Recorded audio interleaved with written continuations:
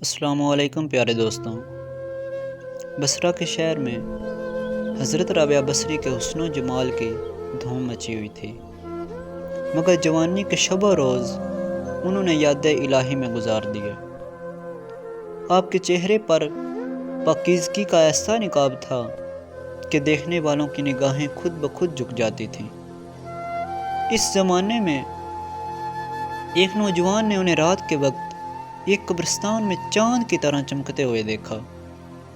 وہ نوجوان آپ کو کوئی غیر مرئی مخلوق سمجھ کر بھاگ کھڑا ہوا، لیکن دوسری صبح جب وہی چہرہ اسے بصرہ کے بازار میں نظر آیا تو وہ عقل و خرد سے ہاتھ دھو بیٹھا اور رات دن اسی چہرے کے تصور میں رہنے لگا۔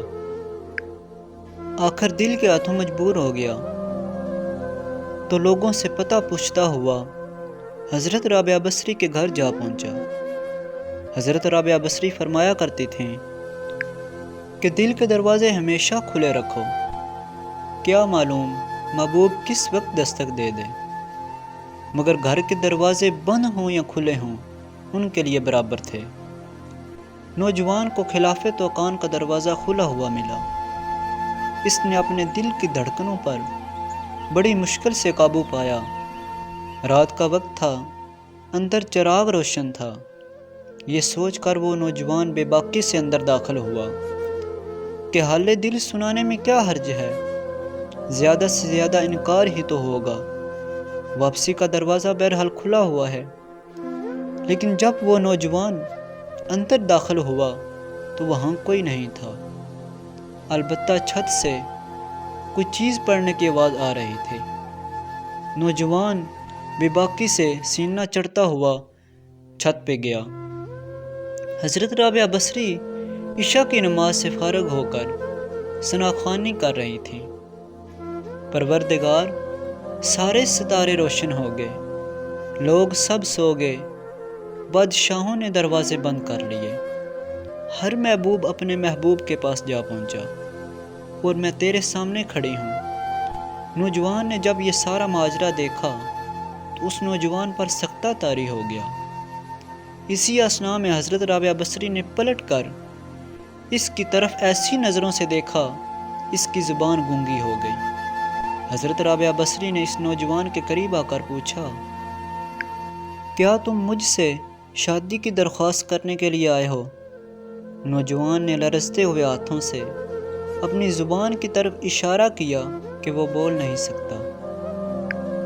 حضرت رابعہ بصری نے فرمایا، اس سے پہلے کہ زبان کی طرح تیرا دل بھی چپ ہو جائے، تو جس راستے سے آیا ہے نا اسی راستے سے واپس چلا جا۔ نوجوان صرف آنکھوں سے التجا کر سکتا تھا، نیک خاتون، مجھے میری آواز واپس کر دے، میں تیرے مرتبے سے واقف نہیں تھا، مجھ سے غلطی ہو گئی، مجھے معاف کر دے۔ لا علمی ہمیشہ قابل معافی ہوتی ہے۔ اس کے خاموش آنسوؤں کے مقابلے میں حضرت رابعہ بصری نے فرمایا، نوجوان، تو نے اگر مجھ سے کوئی زیادتی کی ہوتی تو میں یقیناً تجھے معاف کر دیتی۔ میں نے خود کو بہت پہلے اپنے اللہ تعالیٰ کے حوالے کر دیا تھا۔ اب یہ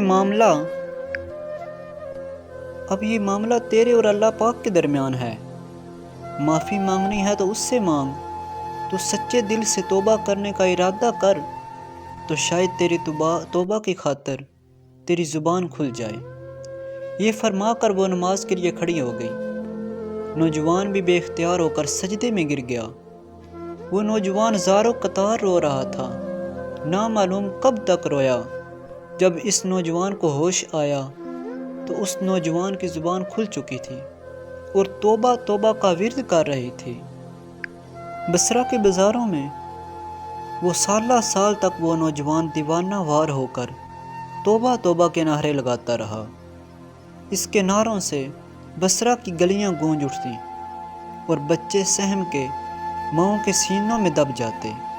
آخر ایک دن وہ مجذوب اچانک غائب ہو گیا اور پھر کبھی اس کا کوئی پتہ نہ چل سکا۔ وہ محبوب یہی مذکورہ نوجوان تھا جو حضرت رابعہ بصری کی بدولت دربار خداوندی میں مقرب ٹھہرا تھا۔ شاعر نے بھی کیا خوب لکھا ہے کہ نگاہ ولی میں وہ تاثیر دیکھی ہے، کہ نگاہ ولی میں وہ تاثیر دیکھی ہے، بدلتی ہزاروں کی تقدیر دیکھی ہے۔